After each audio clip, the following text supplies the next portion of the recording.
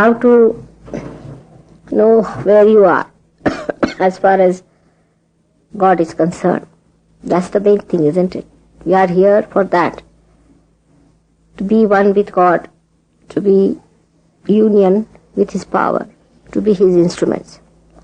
And how our connections get loose and how we can correct it, we should try to understand that. First of all,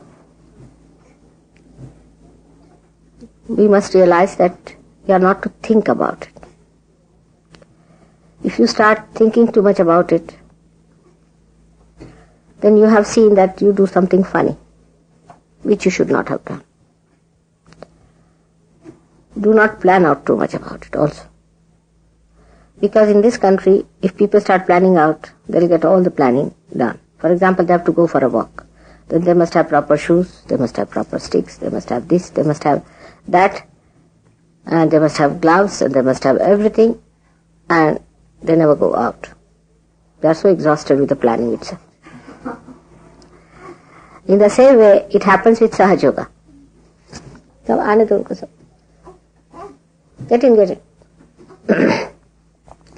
Move forward. It very much happens the same way with Sahaja Yoga. I have seen that, though I have told you not to plan it out, not to think about it, still you go on doing it. And that is how you get into problems. That by thinking you cannot correct yourself. What you can do is to know that you can put bandhans or you can give yourself a balance with your hands. You have to move your hands and not your brain. Alright? Our brains are moving and hands and feet never move.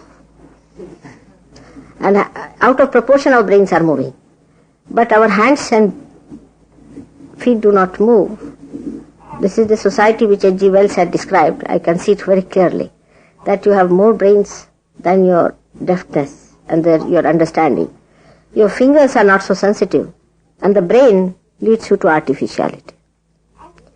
So you are not to use your thinking for correcting your chakras. Now should I write it down in golden words? That you cannot think about it and sort it out.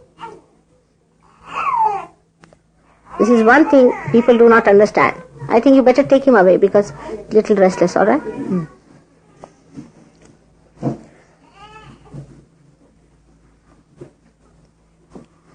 Now we have got mantras for different chakras. Every chakra has got a mantra which you know. If you do not know, you should find out. Now, if one chakra is catching, then you work on that chakra only and develop your mantra on that. For example, supposing you have to say something for your heart. Then first of all, you must ask for forgiveness from God. That means your attention has not been so much as it should have been on the spirit. Or if you have done any mistakes, ask for forgiveness. You ask for forgiveness.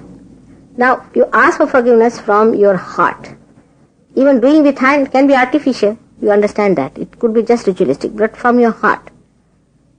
Whatever you have to say, you say it from your heart. Ask for forgiveness from your heart. Not think about it. You see, this is the trouble is. If I say something, then you start thinking about it. And then you said that now I have to take out my attention from the center. And then you start taking out your attention. You cannot. With your brain, you cannot take out your attention from anywhere to anywhere.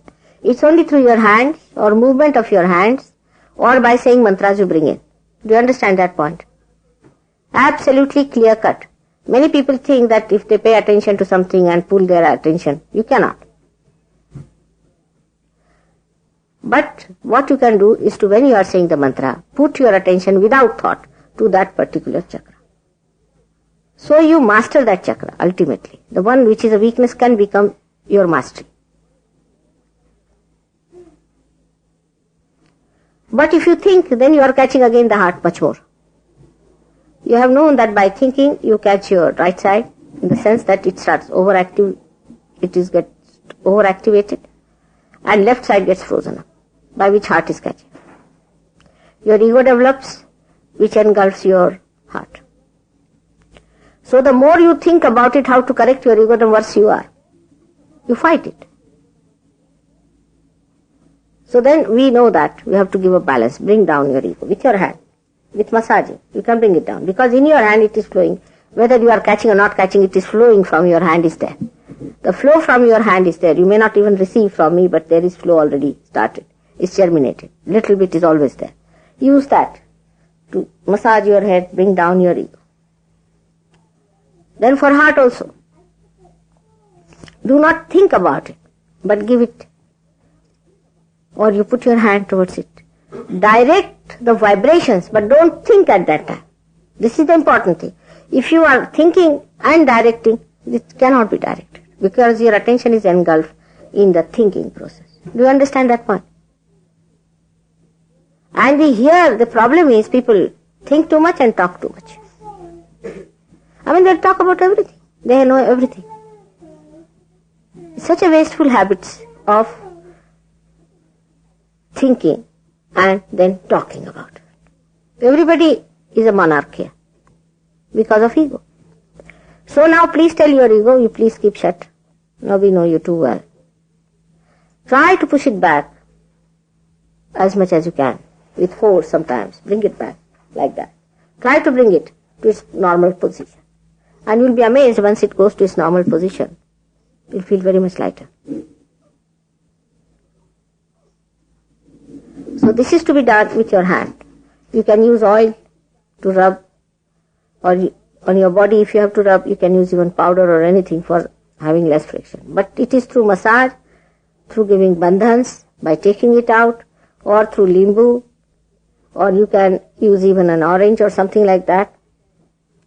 Try to take out these vibrations through these mediums and not through thinking. Through thinking you cannot do it. Once you think, you have no power over yourself.